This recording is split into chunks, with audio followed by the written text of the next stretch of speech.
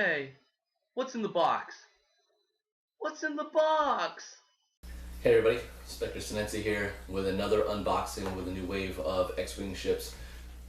On this video, as you can see, we have the TIE Punisher.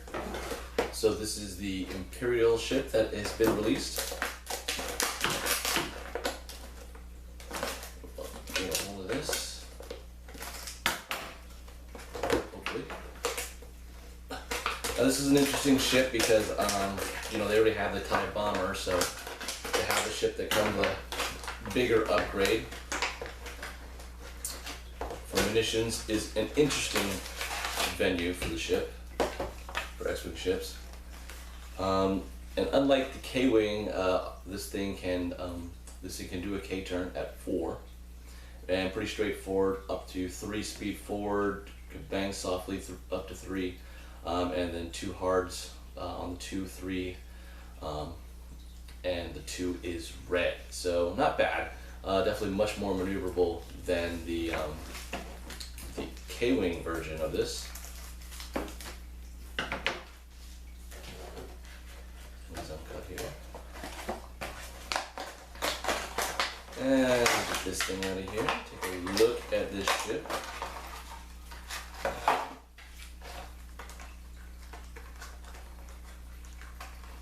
So this guy looks a lot more symmetrical than the TIE Bomber part, and definitely there is a massive girth to this. This is definitely a larger ship, which you can see on your price tag if you go to retail to try to pick this up.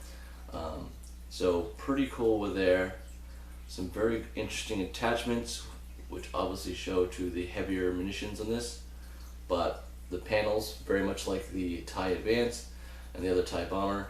So very, very big, very cool. Same kind of grayish color scheme of the Imperial Navy. So that's pretty awesome. And then we'll check out our pilots to this.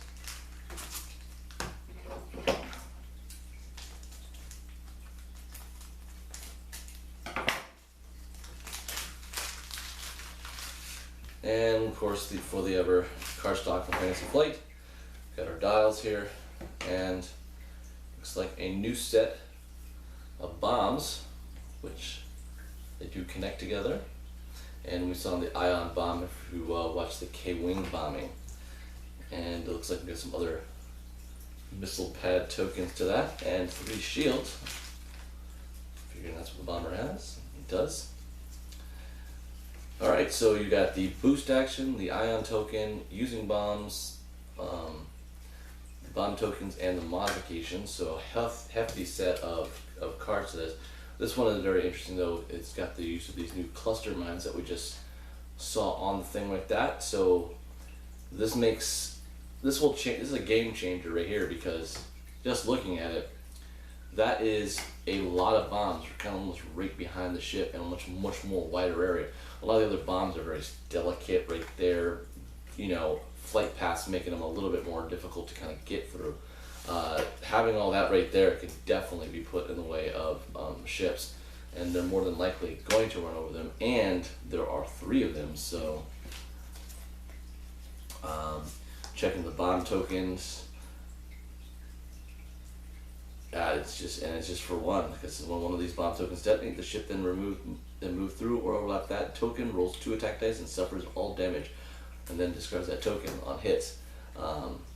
Can't be critted, but the cool thing about it is if you go through all 3 of them, that's 6 dice. So, all right, so let's start with a 7 pilot. He's 27 points. This is red line. So we have 2 shots by on a TIE Bomber, where they have 1 agility, 6 hull, and 3 shields. They have focus, target lock, and boost action. They have the dish array with this, which is very, very cool. We've seen that with the TIE B-Wings. So that really makes that ship already a lot better than the TIE Bomber, having access to that, because there's some really good cards you can use that. 2 of the looks like the proton bays, 2 of the missile ones, and 2 of the bombs.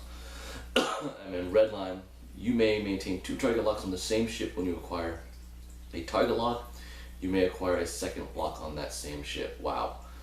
this guy's going to hit hard because you have to spend a target lock with whatever munitions you're going to use, and then be able to have a reroll if you miss, makes him much more deadly as a target. So this guy might be seeing a lot of action. Red line. So for 1 point less, and you're dropping one pilot skill to 6, is Death Rain. So in dropping a bomb, you may use the front guides of your ship. After dropping a bomb, you may perform a free barrel action. So wow, he can drop the bomb and get out of the way. I'm not sure that cluster mines would work very well for him, but ion wise or anything like that could be very cool. Especially if he's got something much more closer who's been bumping him, can go. At 23 points, a 4 pilot skill is Black 8 squadron pilots. Pretty much everything stays with there. And at 21 points for a level 2 pilot is the Cutlass squadron pilot. One thing I will note, that none of the pilots have a veteran status, assuming that you're probably a bigger crew, like the old bombers in World War II and stuff. So that's interesting to work with that. But definitely very cool. I think they, with these guys, character-wise, they have some pretty good usage right off the bat. So we see some things we've seen before: enhanced scopes, extra munitions. I think we saw that on the K-Wing, which basically allows you to double up on whatever weapon you took. So you took cluster for you, Spectre Senence. If I took cluster missiles, it would be a double payload. So for just 2 more points. So that is pretty awesome right there. We've got flechette torpedoes. We've seen those before. Plasma torpedoes, which is on the K-Wing. Spend your target lock and discard this attack. If this attack hits after dealing damage, remove 1 shield token from the defender. So range 2-3, 4 hit, just more or less a shield thing. So after dealing damage, then you get 1 more of the shield. So kind of like that aspect. Advanced homing missiles. I think we've seen this before. If this attack hits, deal 1 face-up damage card to the defender, then cancel all dice results. So definitely a surefire hit. Here are the cluster mines. They're only 4 points. They're described in the book thing. The ion bombs we've seen on the other ship, the K-Wing, and that's a 2-pointer with doing a lot of ion damage.